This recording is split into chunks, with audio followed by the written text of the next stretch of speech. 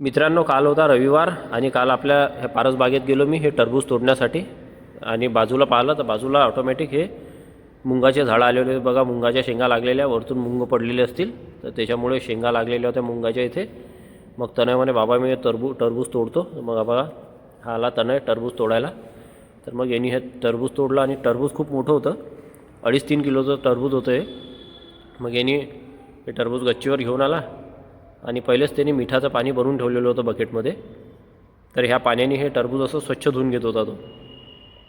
हे बघा, पूर्ण टरबूज स्वच्छ धुवून घेत आहे. आणि टरबूजाचा आकार बघा तुम्ही, त्याच्यावरूनच तुम्हाला समजेल. मी घेतलं टरबूज कापायला, तर मी चाकूने हे टरबूज कापत होतो. हे बघा, कापलं मी टरबूज.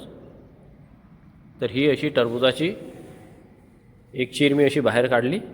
तर हे बघा, एकदम डार्क रेड कलरचं टरबूज होतं आणि खूप रवेदार होतं.